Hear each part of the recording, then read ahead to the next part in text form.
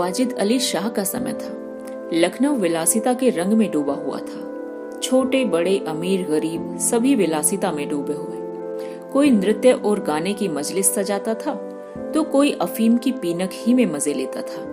जीवन के प्रत्येक विभाग में आमोद प्रमोद का प्राधान्य था। शासन विभाग में, साहित्य क्षेत्र में, सामाजिक अवस्था में, कला कौशल में, उद्योग धंधों में, आहार व्यवहार में सर्वत्र विलासिता व्याप्त हो रही थी। राज कर्मचारी विषय वासना में, कविगण प्रेम और विरह के वर्णन में, कारीगर कलाबत्तू और चिकन बनाने में, व्यवसायी सुर में इत्र मिस्सी और उपटन का रोजगार गढ़ने में लिप्त थे। सभी की आंखों में विलासिता का मद छाया हुआ था। संसार में क्या हो रहा है इसकी किसी को खबर न थी।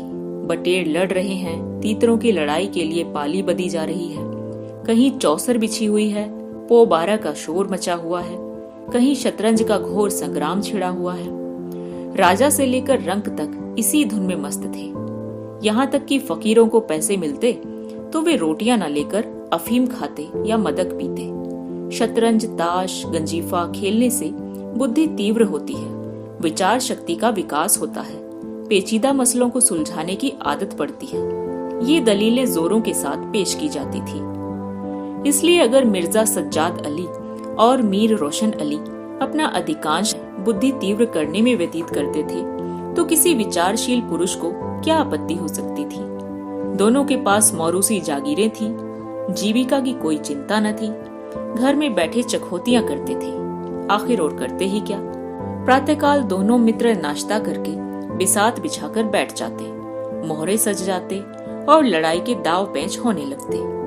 फिर खबर न होती कि कब दोपहर हुई, कब तीसरा पहर और कब शाम। घर के भीतर से बार बार बुलावा आता कि खाना तैयार है। यहाँ से जवाब मिलता, चलो आते हैं, दस्तरख्वान बिछाओ।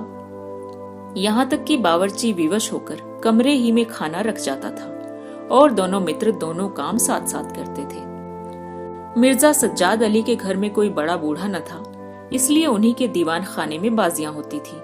मगर यह बात न थी कि मिर्जा के घर के और लोग इस व्यवहार से खुश हों। घर वालों का तो कहना ही क्या, मोहल्ले वाले, घर के नौकर चाकर तक नित्य द्वेषपूर्ण टिप्पणियां किया करते थे। बड़ा मनहूस खेल है, घर को तबाह कर देता है, खुदा न करे किसी को इसकी चाट पड़े।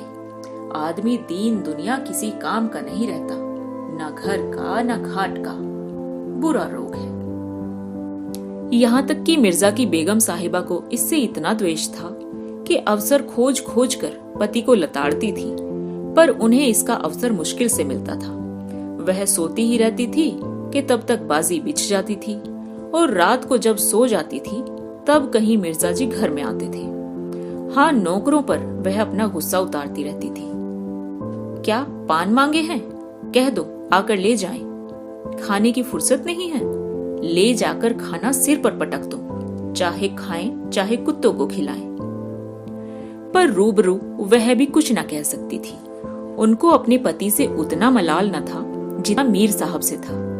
उन्होंने उनका नाम मीर बिगाड़ू रख छोड़ा था। शायद मिर्जा जी अपनी सफाई देने के लिए सारा इल्जाम मीर साहब ही के सिर थोप देते थे। एक दिन बेगम साहिबा के सिर में दर्द होने लगा। उन्होंने लौंडी से कहा, जाकर मिर्जा साहब को बुला ला, किसी हकीम के यहाँ से दवा लाएं। दौड़, जल्दी कर। लौंडी गई तो मिर्जा जी ने कहा, चल अभी आते हैं। बेगम साहिबा का मिजाज गर्म था। इतनी ताब कहाँ कि उनके सिर में दर्द हो और पति शतरंज खेलता रहे। चेहरा सुर्ख हो गया। लौंडी से कहा, जाकर कह अभी चलिए, नहीं तो वह आप ही हकीम के यहाँ चली जाएंगी। मिर्जा जी बाजी खेल रहे थे। 2 ही किस्तों में मीर साहब की मात हुई जाती थी। झुंझला कर बोले, क्या ऐसा दम लबों पर है? जरा सब्र नहीं होता? मीर, अरे तो जाकर सुन ही आइए ना, औरतें नाजुक मिजाज होती ही हैं। मिर्जा, जी हाँ, चला क्यों ना जाऊं, और 2 किश्तों में आपकी मात हुई जाती है। मीर, जनाब इस भरोसे न रहिएगा, वह चाल सोची है कि आपके मोहरे धरे रहें और मात हो जाए। पर जाइए, सुन आइए, क्यों खामखा उनका दिल दुखाइएगा। मिर्जा, इस बात पर मात करके ही जाऊंगा। मीर, मैं खेलूंगा ही नहीं, आप जाकर पहले सुन आइए। मिर्जा, अरे यार, जाना पड़ेगा हकीम के यहाँ। सिर दर्द खाक नहीं है, मुझे परेशान करने का बहाना है। मीर, कुछ भी हो, उनकी खातिर तो करनी ही पड़ेगी। मिर्जा, अच्छा एक चाल और चल लूं।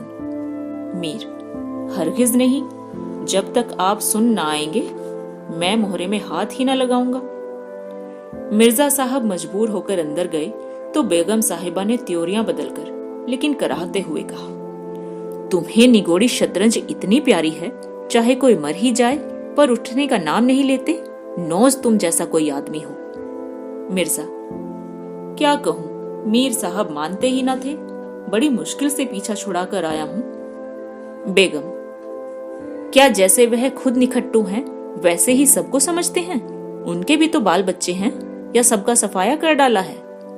मिर्जा, बड़ा लती आदमी है, जब आ जाता है तब मजबूर होकर मुझे भी खेलना पड़ता है।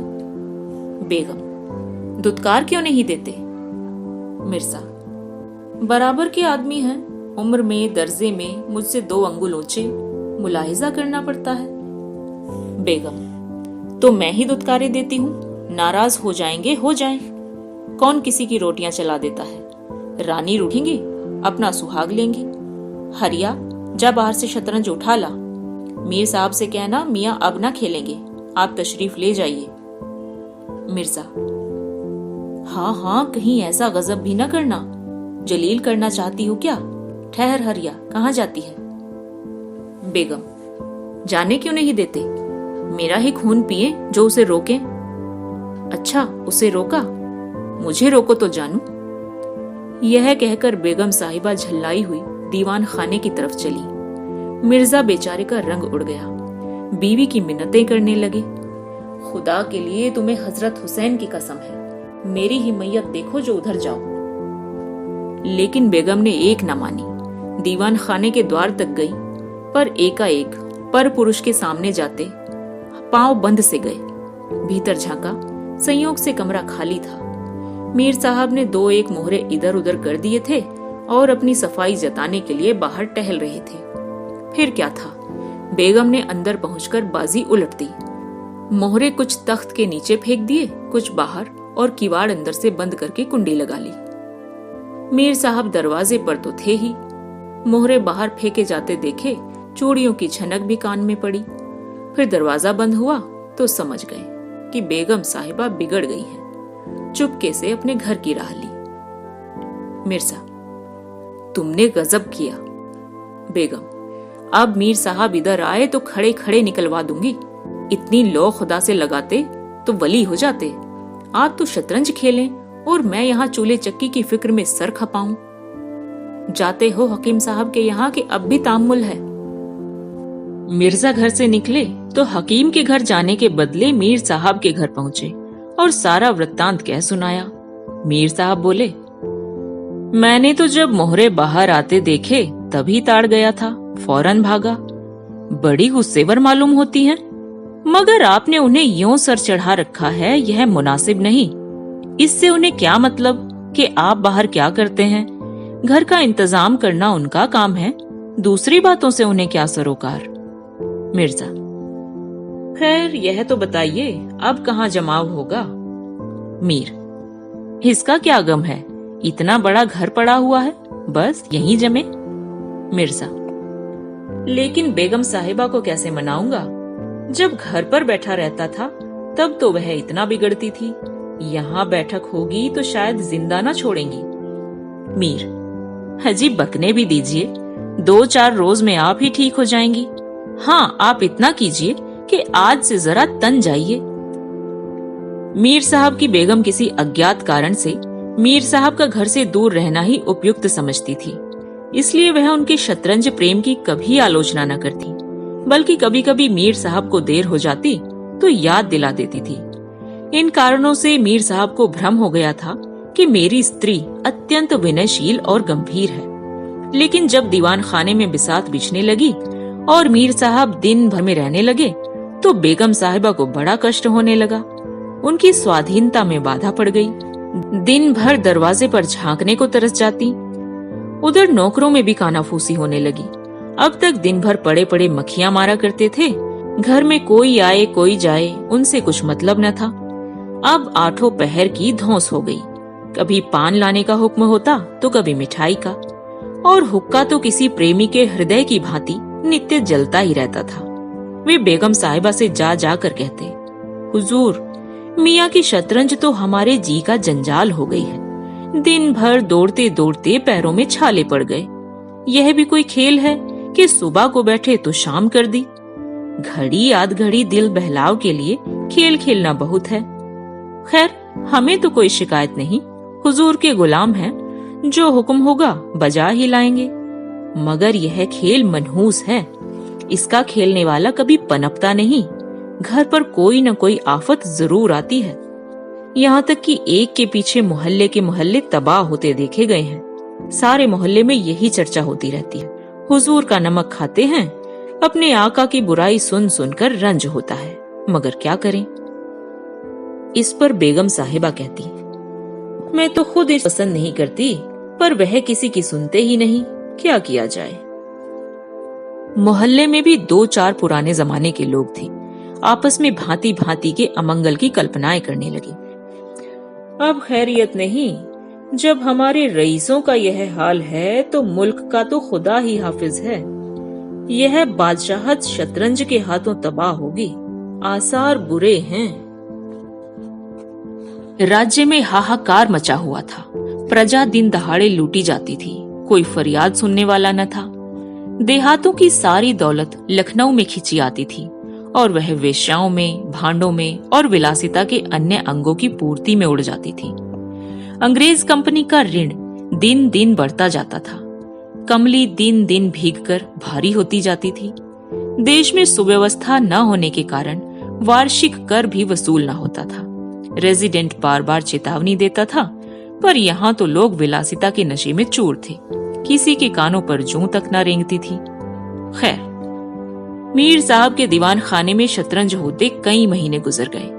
नए नए नक्शे हल किए जाते, नए नए किले बनाए जाते, नित्य नई व्यूह रचना होती। कभी कभी खेलते खेलते झौड़ हो जाती, तू मैं तक की नौबत आ जाती। पर शीघ्र ही दोनों मित्रों में मेल हो जाता।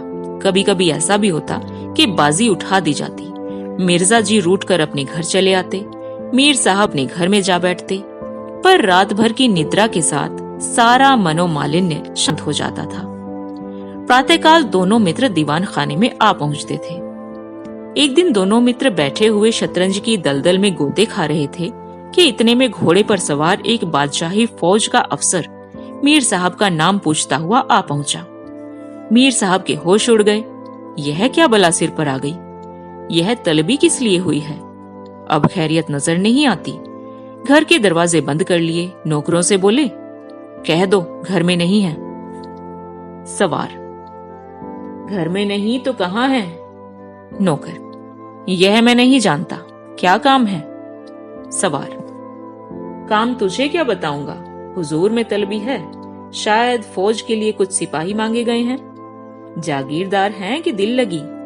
मोर्चे पर जाना पड़ेगा तो आटे दाल का भाव मालूम हो जाएगा। नौकर, अच्छा तो जाइए, कह दिया जाएगा। सवार, कहने की बात नहीं है, मैं कल खुद आऊंगा, साथ ले जाने का हुक्म हुआ है। सवार चला गया। मीर साहब की आत्मा कांप उठी। मिर्जा से बोले, कहिए जनाब, अब क्या होगा? मिर्जा, बड़ी मुसीबत है, कहीं मेरी भी तलबी ना हो। मीर, कमबख्त फिर कल आने को कहकर गया है। मिर्जा, आफत है और क्या, कहीं मोर्चे पर जा पड़ा तो बेमौत मरे। मीर, बस यही एक तदबीर है कि घर पर मिले ही नहीं। कल से गोमती पर कहीं वीराने में नक्शा जमेगा, वहां किसे खबर होगी? हजरत आप ही आकर लौट जाएंगे। मिर्जा, वल्लाह आपको खूब सूझी, इसके सिवाय और कोई तदबीर नहीं है। इधर मीर साहब की बेगम उस सवार से कह रही थी, तुमने खूब धता बताया। वो बोला, ऐसे गवदियों को तो चुटकियों पर नचा हूँ। इनकी सारी अक्ल और हिम्मत तो शतरंज ने चढ़ ली। अब भूल कर भी घर पर न रहेंगे। दूसरे दिन से दोनों मित्र मुंह अंधेरे घर से निकल खड़े होते। बगल में एक छोटी सी दरी दबाए, डिब्बे में गिलोरियां भरे, गोमती पार की एक पुरानी वीरान मस्जिद में चले जाते, जिसे शायद नवाब आसफुद्दौला ने बनवाया था।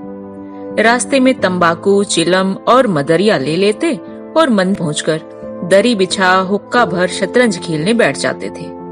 फिर उन्हें दीन दुनिया की फिक्र न रहती थी। किश्त, शह आदि दो एक शब्दों के सिवा उनके मुंह से और कोई वाक्य निकलता ही न था। कोई योगी भी समाधि में इतना एकाग्र न होता होगा। दोपहर को जब भूख मालूम होती तो दोनों मित्र किसी नानबाई की दुकान पर जाकर खाना खाते और एक चिलम हुक्का पीकर फिर संग्राम क्षेत्र में डट जाते। कभी कभी तो उन्हें भोजन का भी ख्याल न रहता था। इधर देश की राजनीतिक दशा भयंकर होती जा रही थी। कंपनी की फौजें लखनऊ की तरफ बढ़ी चली आती थी। शहर में हलचल मची हुई थी। लोग बाल बच्चों को लेकर देहातों में भाग रहे थे, पर हमारे दोनों खिलाड़ियों को इसकी जरा भी फिक्र न थी। वे घर से आते तो गलियों में से होकर। डर था कि कहीं किसी बादशाही मुलाजिम की निगाह न पड़ जाए तो बेगार में पकड़े जाएं। हजारों रुपए सालाना की जागीर मुफ्त ही हजम करना चाहते थे। एक दिन दोनों मित्र मस्जिद में खंडहर में बैठे हुए शतरंज खेल रहे थे। मिर्जा की बाजी कुछ कमजोर थी। मीर साहब उन्हें किश्त पर किश्त दे रहे थे। इतने में कंपनी के सैनिक आते हुए दिखाई दिए। वह गोरों की फौज थी जो लखनऊ पर अधिकार जमाने के लिए आ रही थी। मीर साहब बोले, अंग्रेजी फौज चली आ रही है, खुदा खैर करे। मिर्जा, आने दीजिए, किश्त बजाइए, ये किश्त। मीर, जरा देखना चाहिए, यहीं आड़ में खड़े होकर देखें। मिर्जा, देख लीजिएगा, जल्दी क्या है, ये फिर किश्त। मीर, तोपखाना भी है, कोई 5000 आदमी होंगे, कैसे कैसे जवान हैं, लाल बंदरों के से मुंह वाले, सूरत देखकर ही खौफ मालूम होता है। मिर्जा, जनाब हीले न कीजिए, ये चकमे किसी और को दीजिएगा, ये किश्त।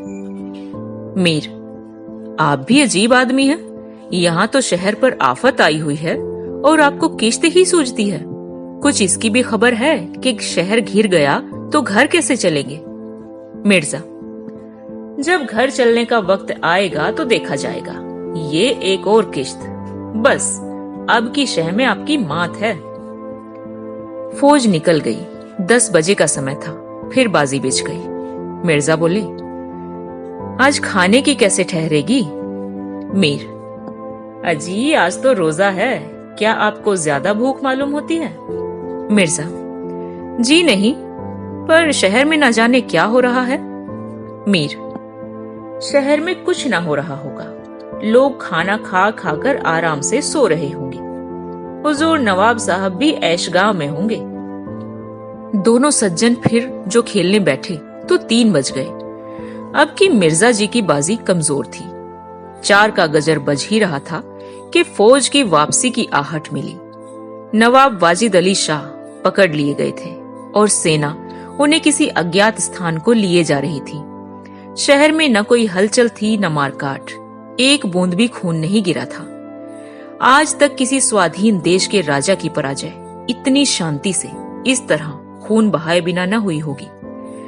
यह वह अहिंसा न थी जिस पर देवगण प्रसन्न होते। यह वह कायरपन था जिस पर बड़े बड़े कायर भी आंसू बहाते हैं। अवध के विशाल देश का नवाब बंदी चला जाता था और लखनऊ ऐश की नींद में मस्त था। यह राजनीतिक अधपतन की चरम सीमा थी। मिर्जा ने कहा, हुजूर नवाब साहब को जालिमों ने कैद कर लिया है। मीर, होगा, आप ये लीजिए शह। मिर्जा, जनाब जरा ठहरिए, इस वक्त तबीयत इधर नहीं लगती, बेचारे नवाब साहब इस वक्त खून के आंसू रो रहे होंगे। मीर, रोना ही चाहिए, यह ऐश वहां कहां नसीब होगी, ये आपकी किश्त। मिर्जा, किसी के दिन बराबर नहीं जाते, कितनी दर्दनाक हालत है। मीर, हाँ सो तो है ही, ये लो फिर से किश्त, बस अब की किश्त में मात है, बच नहीं सकते। मिर्जा, खुदा की कसम आप बड़े बेदर्द हैं, इतना बड़ा हादसा देखकर भी आपको दुख नहीं होता? हाय गरीब वाजिद अली शाह। मीर, पहले अपने बादशाह को तो बचाइए, फिर नवाब साहब का मातम कीजिएगा। ये केश्त और ये मात, लाइए हाथ। बादशाह को लिए हुए सेना सामने से निकल गई। उनके जाते ही मिर्जा ने फिर बाजी बिछा दी। हार की चोट बुरी होती है। मीर ने कहा, आइए नवाब साहब के मातम में एक मरसिया ही कह डालें। लेकिन मिर्जा की राजभक्ति अपनी हार के साथ लुप्त हो चुकी थी। वह हार का बदला चुकाने के लिए अधीर हो रहे थे। शाम हो गई। खंडहर में चमगादड़ों ने चीखना शुरू किया। अबाबीले आ आकर अपने अपने घोंसलों में चिमटी, पर दोनों खिलाड़ी डटे हुए थे, मानो दो खून के प्यासे सूरमा आपस में लड़ रहे हों। मिर्जा जी 3 बाजियां लगातार हार चुके थे। इस चौथी बाजी का रंग भी अच्छा न था। वह बार बार जीतने का दृढ़ निश्चय करके संभल कर खेलते थे, लेकिन एक ऐसी बेढब आ पड़ती थी जिससे बाजी खराब हो जाती थी। हर बार हार के साथ प्रतिकार की भावना और भी उग्र होती चली जाती थी। उधर मीर साहब मारे उमंग के गजलें गाते थे, चुटकियां लेते थे, मानो कोई गुप्त धन पा गए हों। मिर्जा जी सुन सुन झुंझलाते और हार की झेप मिटाने के लिए उनकी दाद देते थे। पर ज्यों-ज्यों बाजी कमजोर पड़ती थी, धैर्य हाथ से निकला जाता था, यहाँ तक कि वह बात बात पर झुंझलाने लगे। जनाब, आप चाल बदला न कीजिए। यह क्या कि एक चाल चले और फिर उसे बदल दिया। जो कुछ चलना हो एक बार में चला कीजिए। और यह आप मोहरे पर हाथ क्यों रखते हैं? मोहरे को छोड़ दीजिए। जब तक आपको चाल न सूझे, मोहरा छूइएगा नहीं। आप एक एक चाल आध घंटे में चलते हैं, इसकी सनद नहीं। जिसे एक चाल चलने में 5 मिनट से ज्यादा लगे, उसकी मात समझी जाए। फिर आपने चाल बदली, चुपके से मोहरा वहीं रख दीजिए। मीर साहब का फर्जी पिटता था। बोले, मैंने चाल चली ही कब थी मिर्जा? आप चाल चल चुके हैं, मोहरा वहीं रख दीजिए, उसी घर में। मीर, उसी घर में क्यों रख दूं? मैंने हाथ से मोहरा छोड़ा ही कब था? मिर्जा, मोहरा आप कयामत तक न छोड़ें तो क्या चाल ही न होगी? फर्जी पिटते देखा तो धांधली करने लगे। मीर, धांधली आप करते हैं। हार जीत तकदीर से होती है, धांधली करने से कोई नहीं जीतता। मिर्जा, तो इस बाजी में तो आपकी मात हो गई। मीर, मुझे क्यों मात होने लगी? मिर्जा, तो आप अपना मोहरा उसी घर में रख दीजिए जहां पहले रखा था। मीर, वहां क्यों रखूं? नहीं रखता। मिर्जा, क्यों न रखिएगा, आपको रखना होगा। तकरार बढ़ने लगी। दोनों अपनी अपनी टेक पर अड़े थे। न यह दबता था न वह। अप्रासंगिक बातें होने लगी। मिर्जा बोले, किसी ने खानदान में शतरंज खेली होती तब तो इसके कायदे जानते होते। वे तो हमेशा घास ही छीला करते थे। आप शतरंज क्या खेलिएगा? रियासत और ही चीज है। जागीर मिल जाने से ही कोई रईस नहीं हो जाता। मीर, क्या घास आपके अब्बा जान छीलते होंगे? यहाँ तो पीढ़ियों से शतरंज खेलते चले आ रहे हैं। मिर्जा, अजी जाइए भी। गाजीउद्दीन हैदर के यहाँ बावर्ची का काम करते करते उम्र गुजर गई, आज रईस बनने चले हैं। रईस बनना कुछ दिल लगी नहीं है। मीर, क्यों अपने बुजुर्गों के मुंह में कालिख लगाते हो? वे ही बावर्ची का काम करते होंगे। यहाँ तो हमेशा बादशाह के दस्तरख्वान पर खाना खाते चले आए हैं। मिर्जा, अरे चल चरकटे, बहुत बढ़ चढ़कर बातें न कर। मीर, जुबान संभालिएगा वरना बुरा होगा। मैं ऐसी बातें सुनने का आदी नहीं हूँ। यहाँ तो किसी ने आंखें दिखाई कि उसकी आंखें निकाल ली हैं। है हौसला? मिर्जा, आप मेरा हौसला देखना चाहते हैं तो फिर आइए, आज 2-2 हाथ हो जाए, इधर या उधर। मीर, तो यहाँ तुमसे दबने वाला कौन है? दोनों दोस्तों ने कमर से तलवारें निकाल ली। नवाबी जमाना था। सभी तलवार, पेशकब्ज, कटार वगैरह बांध के रखते थे। दोनों विलासी थे पर कायर न थे। उनमें राजनीतिक भावों का अधपतन हो गया था। बादशाह के लिए, बादशाहत के लिए क्यों मरे, पर व्यक्तिगत वीरता का अभाव न था। दोनों ने पैतरे बदले, तलवारें चमकी, छपा छप की आवाजें आईं। दोनों जख्म खाकर गिरे। और दोनों ने वहीं तड़प तड़प कर जाने दे दी। अपने बादशाह के लिए जिनकी आंखों से एक बूंद आंसू ना निकला, उन्हीं दोनों प्राणियों ने शतरंज के वजीर की रक्षा के लिए प्राण दे दिए। अंधेरा हो चला था, बाजी बिछी हुई थी। दोनों बादशाह अपने अपने सिंहासनों पर बैठे हुए मानो इन दोनों वीरों की मृत्यु पर रो रहे थे। चारों तरफ सन्नाटा छाया हुआ था। खंडहर की टूटी हुई मेहराबें, गिरी हुई दीवारें और धूली धूसरित मीनारें इन लाशों को देखती और सिर धुनती थी।